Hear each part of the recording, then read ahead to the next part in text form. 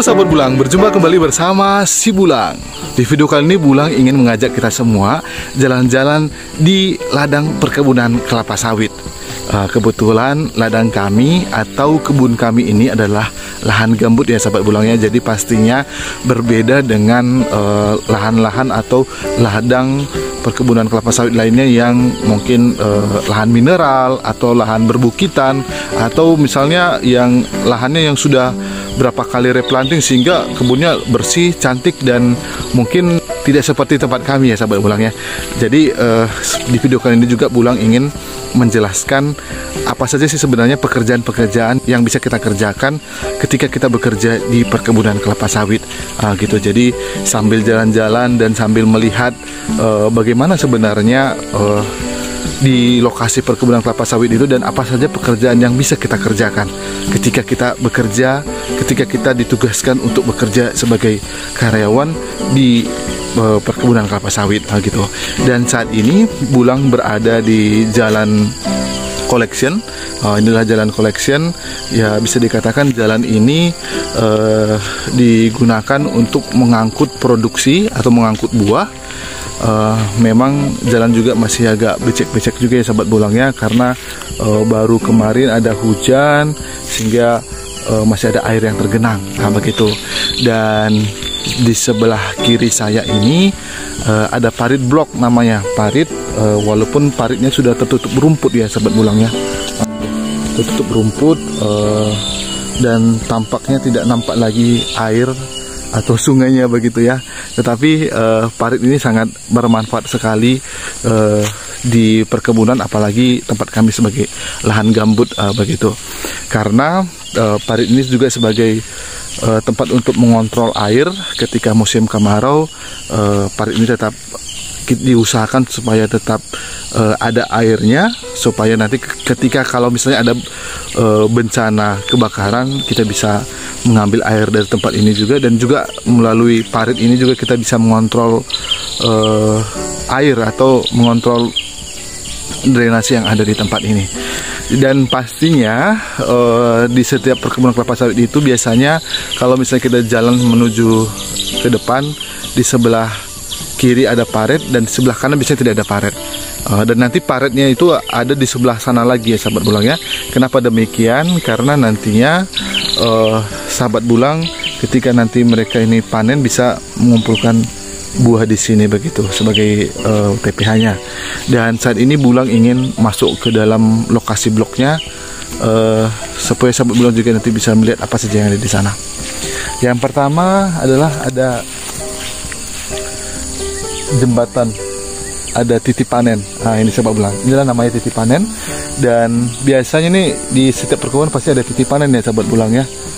Titik panen biasanya terbuat dari bambu atau kayu, dan ada juga yang sudah seminisasi seperti kami ini sudah beton ya begitu.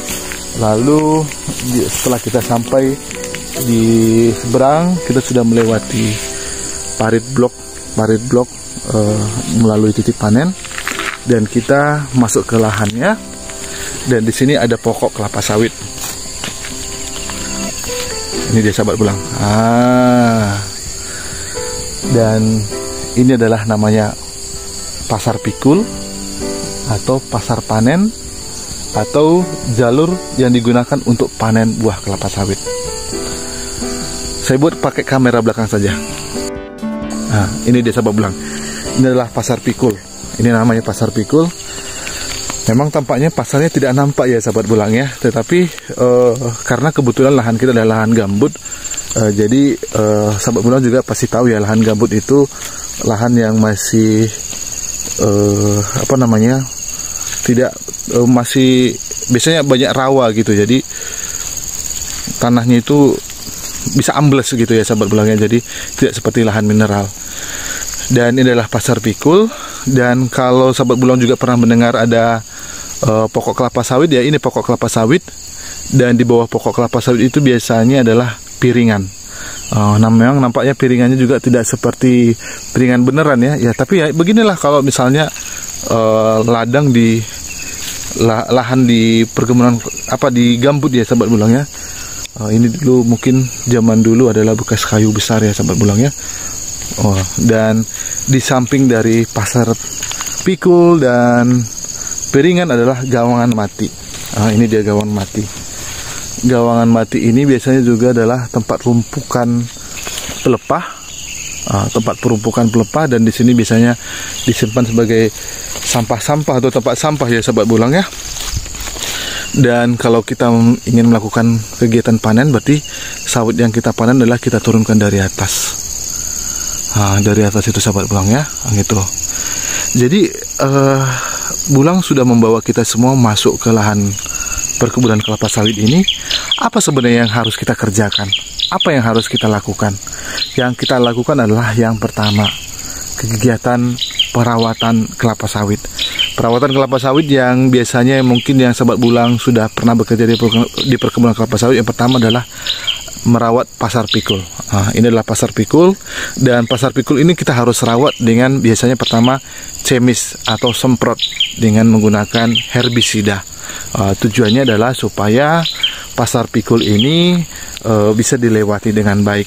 Selain dari menyemprot dengan herbisida, biasanya juga weeding atau dengan membabat ya, kalau misalnya rotasi untuk cemisnya belum sampai, dan juga bisa dengan menggunakan cangkol dikikis supaya membentuk sebuah jalan begitu ya. Dan biasanya ini adalah dilewati dengan angkong, ketika angkong itu atau kereta dorong ketika orang lain melakukan kegiatan panen. Dan selain dari perawatan pasar pikul, ada juga adalah perawatan piringan. Memang piringannya di tempat kami ini belum jadi ya sahabat bulang ya, belum jadi. Tetapi salah satu kegiatan di perkebunan kelapa sawit itu juga adalah untuk merawat piringan. Tujuannya ketika ada aktivitas panen, ketika pemanen menurunkan buah dan berondolan jatuh ke tempat ini, sehingga para pemanen bisa mengutip dan menghabiskan semua berondol dari piringan tersebut dengan baik. Tujuannya supaya tidak terjadi tukulan. Tukulan itu anak sawit. Ini kan banyak anak-anak sawit atau biji sawit berondol yang tinggal, sehingga menghasilkan banyak sekali pohon kelapa sawit yang kecil-kecil. Ini dia. Ini namanya tukulan kalau bahasa kebunnya ya, gitu. Jadi tujuannya adalah itu supaya tidak terjadi banyak pertumbuhan anak kelapa sawit. Dan yang ketiga perawatannya adalah weeding gawang manual. Ini adalah gawangan. Gawang ini walaupun adalah tadi sahabat bulang, tadi bulang juga mengatakan adalah untuk tempat menyimpan sampah, tetapi itu juga harus dirawat, gitu, harus dicemis atau di gawang, dibabat ya, begitu supaya tidak terjadi semak begitu. Dan yang keempat adalah pruning. Sahabat bulang juga mungkin bisa melihat pokok kelapa sawitnya masih banyak yang gondrong ya, gondrong karena sepertinya di sini rotasi pruning belum sampai, sehingga masih banyak pokok sawitnya yang gondrong.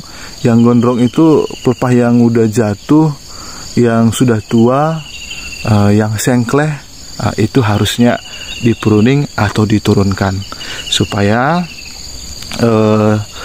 bapak-bapak yang panen kelapa sawit nanti bisa manen dengan baik ya, gitu. Apalagi ini sahabat bulang ini, sahabat bulang sudah gondrong sekali ya, sudah panjang sekali, sudah banyak sekali gitu.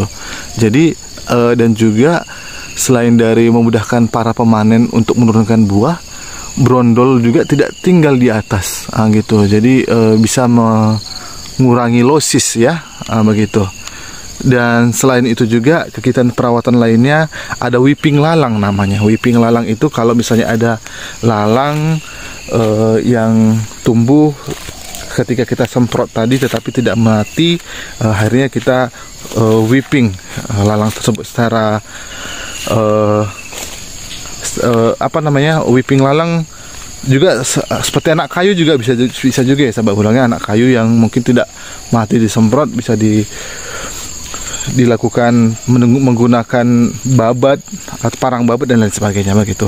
Dan Masih banyak mungkin jenis-jenis perawatan lainnya yang bisa kita lakukan ketika kita bekerja di perkebunan kelapa sawit. Dan sebagai tugas utama yang mungkin juga bisa menghasilkan uang adalah kegiatan panen buah kelapa sawit. Ketika kita melihat buah yang ada di pokok seperti ini baru melakukan kegiatan panen ya beberapa hari yang lalu. Karena beberapa pokok yang kita lihat tidak ada buah yang matang. Oh gitu, berarti ini baru melakukan kegiatan panen. Tetapi kalau buah mentahnya masih ada ya sahabat bulang ya, masih ada di atas gitu. Dan bagaimana caranya? Pastinya untuk melakukan panen tersebut si pemanen harus memiliki alat panen. Contohnya alat panen adalah egrek, dodos, angkong, dan lain sebagainya. Jadi masih banyak itulah alat-alat panen yang harus dipenuhi oleh seorang pemanen supaya dia bisa melakukan kegiatan panen. Dan setelah buah diturunkan dari pokok kelapa sawit, buah tersebut akan dikeluarkan melalui jalur panen tadi atau pasar pikul tadi atau pasar panen, dan akan melewati titik panen yang tadi sudah kita lewati ya sahabat bulang ya, dan akan diletakkan di TPH. TPH itu artinya tempat pengumutan hasil. Gitu. Dan nanti setelah buahnya dipanen dan akhirnya pihak transport akan mengangkut buah tersebut dan akan membawanya ke PKS. Dan pada saat pengangkutan itu juga akan ada satu lagi aktivitas, yakni sebagai tukang muat. Pemuat akan memuat buah sawit tersebut dan akan mengirimnya dan memasukkannya ke dump truck atau DT, dan akan membawa, dan si sopir dump truck tersebut membawa buah sawit tersebut ke PKS. Di sini kita bisa melihat aktivitas pemuat dan pemanen juga yang memotong tandan ya, membuat cangkam kodok gitu. Ini ada masih nampak tandan-tandannya yang over yang dipotong, dan ini tidak dibawa ke PKS. Tujuannya supaya juga mengurangi berat dari sawit tersebut dan tidak menambah banyak beban. Baik sahabat bulang, tadi bulang sudah menjelaskan jenis-jenis kegiatan yang bisa dilakukan ketika bekerja di lahan atau ladang perkebunan kelapa sawit. Sahabat bulang tadi melihat sebenarnya di lahan kami ini juga masih banyak ya PR yang harus kita kerjakan, yang harus kita lakukan begitu, terutama kegiatan pruning, lalu babat manual atau semprot, lalu perbaikan piringan yang bertujuan untuk supaya para pemanen bisa mengutip. Tujuannya supaya para pemanen bisa mengutip brondol dengan baik dan tidak terjadi losis atau penumbuhan anak-anak sawit di sekitar piringan. Masih banyak sekali sampai PR yang harus dilakukan, dan ini semua adalah tanggung jawab asisten, dan asisten memberikan mandat kepada mandor perawatan dan mandor panen, dan mandor perawatan dan mandor panen memiliki anggota atau memiliki pasukan anggota untuk melakukan perbaikan-perbaikan tersebut. Dan inilah PR semua orang yang bekerja di perkebunan kelapa sawit. Bagaimana sahabat bulang? Apakah sahabat bulang tertarik bekerja di ladang atau lahan perkebunan kelapa sawit? Masih banyak sekali sebenarnya PR yang bisa dilakukan atau dikerjakan di ladang perkebunan kelapa sawit. Semoga dengan menonton video ini sahabat bulang juga semakin paham dan mengerti jenis-jenis pekerjaan yang bisa dilakukan di perkebunan kelapa sawit. Dan terima kasih sudah menonton dan mendukung video kami. Semoga dengan video ini sahabat bulang juga semakin tertarik untuk bekerja di perkebunan kelapa sawit. Terima kasih sudah menonton. Jangan lupa dukung terus channel kami dengan menekan tombol like, komen, dan subscribe. Dadah sahabat bulang.